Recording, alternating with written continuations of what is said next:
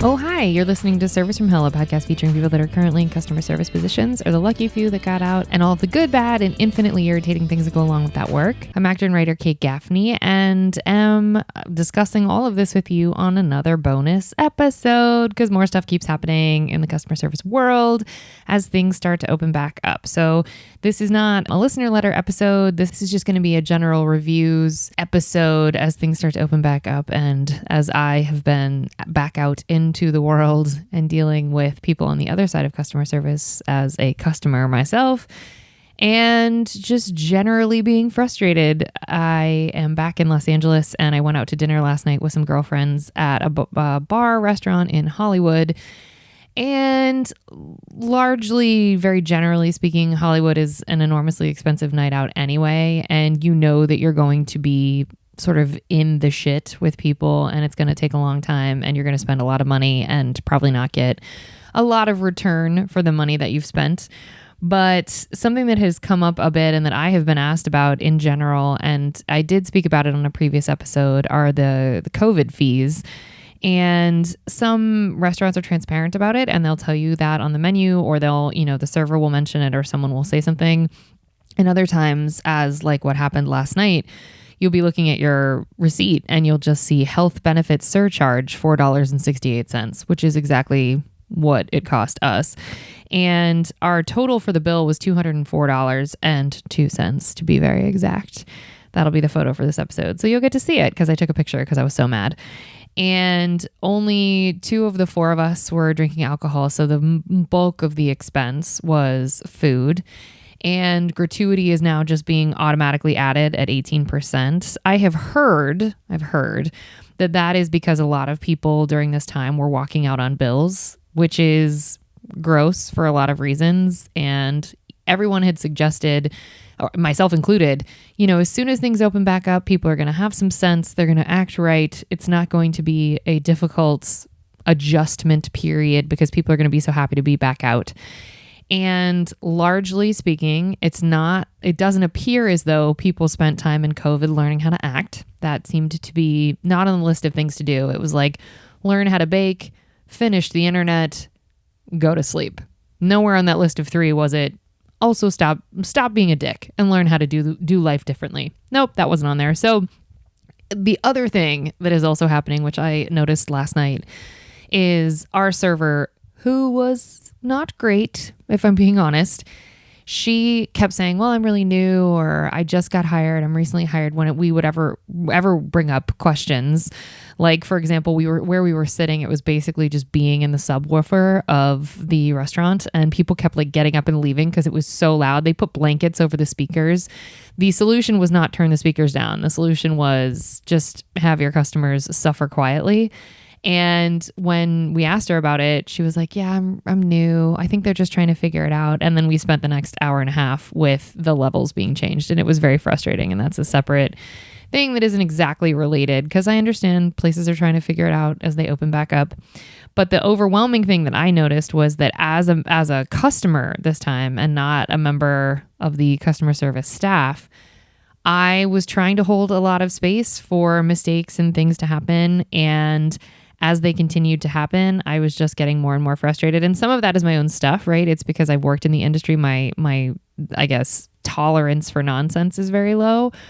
But also when the person waiting on the table is kind of just doesn't care and clearly just wants to make the money, that can be annoying. And I get it. It's not anybody's dream in theory to be waiting on people with a mask in COVID times and, whatever. But what I had noticed was, as we were leaving the restaurant, I thought, oh, she kept saying she was new. I bet she's new to the industry altogether. And I bet what has happened, at least in LA from what I have observed, because this isn't my first time going out post-COVID, even though it's not really post, it's sort of things are opening back up. But we're still in the shit right now. I've noticed that I think a lot of people who were lifelong servers or who were artists that were using service work as a way to float their artistic life, as myself and so many of my friends have done or are doing, a lot of us have yet to return back to the chaos that is customer service, whether it's because, we weren't offered a job back or because we haven't found a place that is hiring specifically what we're looking for, or whatever it is. For whatever reason, a lot of people are not returning to the industry. And so they are hiring a fresh crop of new people who potentially have never worked in the industry before. And that's pretty apparent. And waiting tables is really hard. Being of service in that way is tough. You have to think about a lot of things. And particularly in LA, where it's so competitive, it's really hard to just be fresh off, the Greyhound bus from wherever you're from and get a serving job. You have to be vetted. It's very similar to entertainment. It's like, if you know somebody that works in the food service industry out here, or any sort of hospitality, you're obviously more likely to get hired. At least that's how it was before. But other than that, you're in line with 100 other people. You have to bring a headshot. The interview process is grueling, and you have to take all these personality tests. It's insane what you'd have to go through before. And I think now, because they really need people and they want to be open, they're kind of just hiring anyone regardless of experience. And that's not to say she wasn't, she was perfectly pleasant, but she didn't give a fuck about our experience at all. And a friend of mine was cold that was with us and went to grab a blanket, not the blanket off of the subwoofer that was basically on our table, which could have been solved by just, as I mentioned, turning the music down. No. This was a blanket that was on a couch, and we had asked her for a blanket, 40 minutes before that. And she just said, "Oh yeah, I'll keep my eye out." So my friend grabs a blanket, and the waitress comes out of nowhere and immediately runs to the table and says, "That actually has to stay on that couch. We'll see what else we can do." And listen, I'm not asking this customer service worker to solve it all, because as I have said on the podcast 100 times, that is partially where I think the disconnect happens with people, is that they go to a restaurant or a bar or call a phone number thinking that this customer service person's only existence in life, and the only reason that they're here is to be serving you, customer, and giving you exactly what you want and need immediately. And that's not true. But if someone is cold at a rooftop bar and is seated in your section, and there are available blankets apart from the ones that are on the speaker system, and they've been waiting for 40 minutes, it's not crazy that they would walk over to a couch and take a blanket. And the response was swift and immediate, and the blanket was pulled off of her lap and put back on the couch. And, it was just one of many things. And I ordered a salad with no bacon, and it had extra bacon on it when it came to the table, and just stupid stuff where I'm not going to punish the restaurant for these things, but it just seems like not only do customers not know how to behave, but also the restaurants kind of don't know. It's like they're getting their sea legs back, and everybody's a newborn baby deer. What up, deer? And because everybody's trying to figure out how to be back in the world, but the underlying level of anxiety that everybody has, whether or not they want to admit it, or the underlying grief that everybody has, is related to COVID. I feel like customer service positions are being looked at with more scrutiny. I find myself doing the same thing. And that's not necessarily fair, because the person waiting on our table is also walking through COVID, was at our table with a mask. The situation is less than ideal. And there were a lot of things that were frustrating that were out of her control, including that $4.68 health benefit surcharge, which we didn't ask about. I think everyone's just kind of accepting it. But slapping on there an 18% gratuity, which would have been more, but it was just being included because people are walking out on checks, which sucks. But charging me $21 for a salad that was mediocre, and 8 of those dollars were towards 4 shrimp. Just stupid shit like that, where it just feels like nickeling and diming. Like, you put 4 shrimp on my plate and that costs $8. So it's $2 a shrimp, which tasted like fresh ocean water. They were disgusting. And a salad that had extra bacon on it, which I don't eat pork. Like, it just stupid things like that. Our appetizers came out after our meal. The server kept pulling our plates away when there was food still on them, and taking, like, my friend had half a glass of wine left, and the server picked up her glass, and my friend had to be like, still drinking that. And I just think everybody's finding their sea legs right now. And I don't know how long this is going to happen, but as long as there's not transparency on how long these COVID fees or these health benefit surcharges, whatever the fuck any of this fake shit is, as long as there's not transparency about that before you get the bill or before you enter the restaurant, it's just, it just feels gross. It feels like you're being nickeled and dimed, and it made our night really not fun. And I haven't been out in LA, like out in a really long time, like on a Saturday night, really going for it in years. I mean, it's been a really long time. And so maybe the bar of expectation was also too high, that this was going to be this perfect evening and I was going to have fun seeing girlfriends I hadn't seen in a long time. I really, I thought maybe it was going to be that. But when it turned into this experience of fighting to keep your plate so that you could finish the remainder of food that was there, fighting, my friends fighting to keep their drinks so that they could finish their beverages, asking for things that just weren't coming, and asking to not be seated in the subwoofer because it's not a fucking Eminem concert in the middle of the Forum. It's like, no, we're on a rooftop in Hollywood. I'm talking, it was so loud we were screaming to each other. We physically moved our table away from the speaker to try and have some semblance of a conversation. And look, stuff happens. As I've said, and I've said on this episode, I'm not trying to assume that the customer service people need to solve it for us, but because these were jobs that people were fighting so hard to get before, because hospitality was viewed as the way into entertainment, whether it be you met somebody or you happen to wait on someone that could change your life, or you had your days free so you could audition, so you would work at restaurants at night. A shitload of people have left LA during this time. It's just untenable, the cost of living and a lot of things. And I'm not talking shit about LA. I love LA. There's a lot of great things about this city.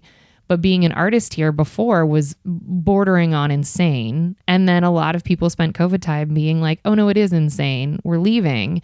And so a huge portion of your hospitality workers left. Also, some of them died, if I'm being really macabre on this podcast, but that's real. And so you're now hiring novices, but you're charging prices of, great. You're charging the prices that would be justifiable with really great service, although not totally justifiable, but mostly justifiable with really great service. And you're not able to offer that. And so there's a disconnect. So you've added all of these fees, but you're not leveling up the experience at all. If anything, you're punishing the patrons. If last night is any example of what the future of this industry is going to look like, you're punishing patrons who are spending 21 of their crisp dollars on a shitty salad. And again, like I said, going out in Hollywood sucks for the most part. It's never been easy and it's never been inexpensive. That's always been true the whole time I've lived in LA. And when you go out to Hollywood, you just have to change your brain around it. But to be adding on fees on top of that and sort of punishing people, it's like, this was where we went. Most of us had been to before and really liked before. And all of us individually, as we were leaving, were like, I don't think that's probably not gonna be a place I go back to. And that sucks too, because you don't want all the very few restaurants that survived that weren't necessarily corporate. Although this one, I'm pretty sure this restaurant's corporate, but you don't want to be responsible for there only being Starbucks and McDonald's everywhere, because those are the only corporate chains that seem to be able to survive. You still want there to be pocket restaurants that are open, that there's only one of them, or there's maybe only two. And I walked past Musso and Frank's on Hollywood Boulevard, and that's like a staple restaurant. It's very famous. It's been around for forever. And half of the building was like boarded up, and the other half said, we're opening our dining room soon. And it just feels kind of gnarly. And so I think the setting, the backdrop of Hollywood is also not super positive. But anyway, all of that to say, this isn't going to just be about my experience last night. It's these pesky fees that I keep bringing up. And it's curious to me when we can expect them to go away, if we can expect them to go away, if this is the new normal. And there was an article that I read about this. It was originally posted, I think, in the Business Insider. And it's about LaGuardia is one of the airports in New York City. I'm not saying that because I think my audience is dumb. I'm saying that because some people aren't in this country that listen to this podcast. So LaGuardia is one of two major airports out of New York City. And this person on I think it was on his Twitter, he just posted, Cooper Lund was his name, or is his name. And he was at this place, I don't want to say the name of it, but it was in LaGuardia, and he was posting the cost of beer that he saw. First of all, it was like an iPad menu, so the cost and the menu and stuff can rotate, no problem, fine. But his Sam Adams Summer Ale Draft was $27.85. And I'll link to this article in the show notes so you don't think that I'm a liar. But $27.85. You've got to be kidding me. You've got to be kidding me. I mean, short of that beer coming with a massage or some sort of, personal serenade from someone on the violin, that's insane. That's a cost you cannot justify. Heineken Draft was $15.75. New Belgium Fat Tire, we've all had Fat Tire, right? It's a fine beer, $20.60 for draft. And I'm not, in this picture, it doesn't show the size, but I'm assuming this isn't, 6 gallons of beer. I'm assuming it's probably a pint. And on the very bottom of the picture, you see it says COVID-19 recovery charge, 10% of the items ordered added to the bill, not a gratuity for employees. So they're clear. No, don't worry, folks. We're going to charge you this fee. Employees will see none of it. You'll see some of it. Oh, no, wait. Just kidding. You're just going to get your $30 beer. We keep that 10%.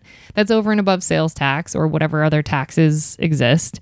And they made it clear that it just doesn't go to workers. And, they have since obviously that tweet went viral, and they have since clarified. The place where this bar was in LaGuardia has since replied and said, oh, those were the prices for a 23 ounce drink, which is the equivalent of 0.7 liters. And they were justifying it, saying, oh my gosh, this was incorrectly posted. That's crazy. We shouldn't have been charging that, because the Business Insider reached out to them for comment.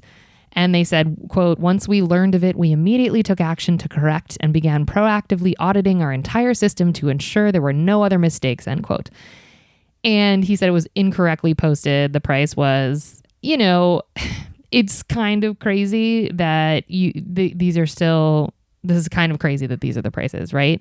Sam Adams beers for the price of the Sam Adams beer in this article, the equivalent that they're saying for seasonal beers elsewhere, is $7 or $8 roughly in New York City's Chelsea. So Chelsea's a fancy, nice area of New York City. So they were trying to do a side-by-side comparison, and the Port Authority is responding and saying that they're going to increase their prices up to 10% more than street pricing, in quotes, as of June 2020 to try and absorb some of what they lost. And, they're arguing that this is, and who knows if this is true, but they're saying, oh, well, in 2018, the minimum wage for airport staff went to $19, or is going to $19 an hour by 2023. So it's trying to help retailers offset the cost. But it's just kind of crazy. And so, people are having a recoiled knee-jerk reaction to this kind of thing. And I think, look, it would be insane to suggest that these businesses didn't lose money during this time, as if we all didn't lose during this time. They definitely did. And there has to be some sort of reconciliation, I guess, or some sort of way to make back, I guess, some of what they lost, or at least try and make the situation a little bit better. I get that. That's how capitalism works. It keeps people employed. It keeps the economy going, blah, blah, blah. I'm not suggesting that we all sit in our homes and never socialize, but this feels like taking advantage. And this is why there was another article that I read also in the Business Insider where they interviewed a Harvard psychologist, and they were discussing people getting violent in airplanes and saying, again, all these stewardesses had weighed in and said, it doesn't make sense. We thought people would be so thrilled to come back to traveling, and we just thought that the response was going to be so positive and so overwhelming. And the Harvard psychologist was like, oh, no. People have reached a boiling point. We're just there because we've been on edge with this monkey on our back for over a year and a half now. And so everything that we're seeing where people are getting just assaulted, both verbally and physically, this is just a response to this grief and tension that we've all been riding under. It's why some of your more, probably sane and normal friends are posting things that you're like, whoa, this person seems angry. Yeah, probably. Aren't we all? And they're saying it's a year and a half, or the psychologist was saying, it's a year and a half of fear and anxiety. And this is Luana Marquez is the name of the associate professor of psychiatry at Harvard Medical School who weighed in on this. And she said, quote, "We've been skating thin ice in this past year. And if the weight becomes too much, the ice cracks. I think that's what we're seeing," end quote. In this article, they make reference to this survey of over 4,000 McDonald's workers from last summer, and the Service Employees International Union, the statistics that they got based off of that survey found that 44% of the people that participated in the survey had been physically or verbally assaulted over the mask mandates that were being implemented in their particular restaurants or stores, and that the abuse has only gotten worse because of the mask mandates. And I mean, I've seen it. I've seen it in person. I went and saw a friend perform 2 weekends ago, and it was in Vegas, and Vegas was a actual nightmare. And I was there for 23 hours, and it was so rough. God bless the people that work there right now. We had a bartender who was so angry we just left. Like we just wanted to, we were grabbing like something quick, like a soda or something stupid quick we were outside and we were just going to walk around because it was hot. And he was like, "Stand 6 feet apart, IDs out, everybody right now." He was so aggressive. And I turned to my friend and I was like, this isn't worth it. Can we just go get something somewhere else? And she was like, "Oh, let's keep trying." And then he started making even more snarky comments, and a friend of ours wasn't getting anything, and not even a sneeze of a water. And he made him take his ID out of his wallet, and he was like, "I just love Sin City." And at first we ended up leaving. We were like, this is simply not worth it. But as the night wore on, I was like, oh, I'm kind of on his side. I get this, because the tension is still very much there. And so you combine that with people making horrifically bad decisions, and the strip is just going off and people just really didn't have any masks on at all. And they're trying to enforce it in the casinos. And in the casino where we were, did a relatively good job. Shout out to the Mirage employees who were trying really hard to fight that nonsense. God bless them.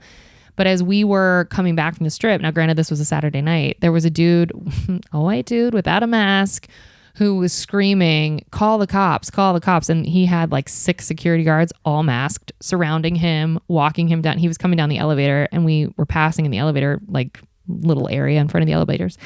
And he was like, "Call the cops, make them talk to me, blah, blah, blah." And so I talked to security after that because I'm nosy as hell. And I was like, "Hey, what was going on with that guy?" And he was like, "Oh, he punched a security guard up top because he didn't want to wear a mask." And so we were escorting him down, and we were going to just escort him off of the property, but he kept running his mouth, and then he started swinging at everybody again. So yeah, we did have to call the cops. And he was just so calm about it. And I said to him, I was like, "How are you dealing with this?" And he's like, he just laughed. And he was like, "Yeah, it's just another night in Vegas." And I asked some other security guards that were outside on the actual strip, I was like, "How do you see this many people just like laying down on the ground, not sure if they're dead or alive, and all of this chaos?" And they said, "You just get used to it." But I said, "Has this gotten worse in the last year?" And they said, "Absolutely. It has gotten a lot worse." And so I feel for everybody working in any sort of customer service, but this article, going back to the planes and the aggression and stuff, it just seems like everybody's just mad. And there's that low grade level of tension and stress that's riding on everybody's backs these days. There's a quote from the FAA spokesperson, Ian Gregor, and he told NPR that the number of reports are now, quote, "significantly higher than in the past for the reports of unruly behavior," because there were 2,500 reports of unruly behavior since January of 2021. So it's led to thousands of dollars of fines for passengers. But they're saying that they've witnessed several unprecedented amounts of passenger violence as travel returns. And it just seems like everybody's mad. It's like it takes one thing. And I think I was saying this to a friend the other day, because our tanks are so low and because we're not getting refilled and because everybody's anxious as hell, it doesn't take much to set us off. And I was thinking to myself last night at dinner, I was like, probably some of this I would have just kind of rolled with and not cared about that much. Like the speaker thing probably wouldn't have bothered me. I would have been like, oh, well, they're figuring it out. And I would have been able to roll with it. But that just set off the course of the night. And I was like, oh, that whole experience sucked and I don't want to go back to there. And it's like, it might not necessarily have been that place, although that place was part of it. But it's just in general, people can't seem to find their footing with being kind. And it's almost as if the standard of rules are, for example, no shoes, no shirt, no service. In the States, that's a common phrase that we use a lot, or there were signs out in restaurants in the 90s that would all say that, and some still do. And just reminding people, you need to be clothed when you come in here, right? And so we all laugh about it and we're like, haha, that's so funny. But that's just sort of a baseline that we've accepted as a rule for being able to interact with this private business, is that we can't be nude. Okay, no problem. But now, because people are just are at their maxes across the board, myself included, telling people no shoes, no shirt, no service is probably the thing that might set them over the edge. Even though that was a rule pre-COVID, even though that was a pre-pandemic institutionalized rule that we just all agreed to, everybody wishes somebody would. They're just right on that edge. And so it's been really interesting to witness, and it was interesting to witness my own frustration last night, and that was probably disproportionate. But Marquez, the associate psychology professor from Harvard, said that everybody's really riding high on cortisol so that they're right on the edge of their boiling point, because even though things are starting to open back up, there's always some more news that's making us freak out. And the quote that she says at the end of the article is, "When we're anxious, our lenses are distorted. We tend to magnify or catastrophize. Widen your lenses and try to collect more data. That tends to also cool off the brain a little bit," was her end quote. That was her suggestion for, our own personal aggressions and frustrations. And if you pay attention to it, you're going to start seeing it everywhere. You're going to see people right on the edge, or people making choices that are in direct relation to their anxiety and depression. And anyway, so all of this to say, I'm not spending $21 on a shitty salad again. But also, I'm holding a lot of space for everyone that's going out right now. I'm holding even more space for the people that are working right now, because it's all chaos and it's all hard. And God love you all. We're all doing our best. But I mean, the phrase normally with this podcast is, if you can't afford to tip, you can't afford to go out. So don't be garbage and be good people. It's easier that way. I kind of want to modify it and just be like, don't be garbage and be good to people. It's easier that way, because at this point, they need your tips for sure. We all need your tips, but this boiling points, right on the edge of screaming at everyone all the time stuff is actually harder to deal with. So let's figure out a way to refill our own tanks so we're not taking it out on everyone else, is maybe what I would say it as. And I'm really grateful for the people that are working in this right now. And I'm also really grateful that we're all in it. I was talking to a friend that, if you really wanted to have money in the bank right now, you would hyper speed school and become a therapist or a psychologist of some kind. Psychiatrist would take 62 years in school. That doesn't feel worth it. But at least a psychologist or a therapist or a social worker or something, something in that field, because the wait lists for people who want therapists right now are through the roof. They're, years out. So you'd have job consistency. But just remember that your therapists are also people too, and their tanks are also empty, and your doctors are people too, and their tanks are empty, and your dentist, your eye doctor, the barista, the customer service is not just limited to, retail and hospitality. It is I've tried to address in the podcast, it is in so many areas of your life, and arguably it's basically every job could be tied to customer service in some regard. And everybody's tanks are really low. Everybody's fuses are very short. Everybody's worried. Even if, even your friends who think it's all a hoax, on some level, that's a fear decision to make that statement that it's a hoax. So anyway, God love the people in it. God love all of us. We're doing our best, but just be aware, maybe if you're on the coasts, ask them ahead of time. Hey, have your prices spiked? And some of it's supply chain. I know, and we've gotten emails. I know some of it is supply chain. I know food costs have gone up. I know it's the reason why building a house right now is a nightmare. And our real estate market is crazy for houses that are already built, because nobody can seem to get materials for a reasonable price. So it's why houses are getting snatched. So I know that the supply chain has been affected in every area. But let's just be aware that if you don't want to get mad, ask them what the fees are ahead of time. Ask them if the gratuity is just automatic. Get clarity on it, and just know that they may not be transparent until the bill is presented to the table. And that doesn't feel great, but everybody's doing their best. So on that super positive note, I think that's where I'm going to wrap it up. Thank you folks so much for listening. If you want to help us out here at Service from Hell, please rate, subscribe, review, tell your friends, tell them that it's always this fun and always hilarious. This episode was just a laugh riot, and this is indicative of all the episodes. And if we have a Patreon, it's patreon.com/TheKateGaffney, but those reviews really help. Recommending us to your friends really, really helps. Getting it, word of mouth is the way that this keeps on. So keeps my tank a little bit full when y'all tell your people. So thank you for those that do it. Thank you for those who will do it. And just remember, ask all the questions about the pesky little fees, and don't charge $21 for a salad. Thanks everybody for listening. Good night.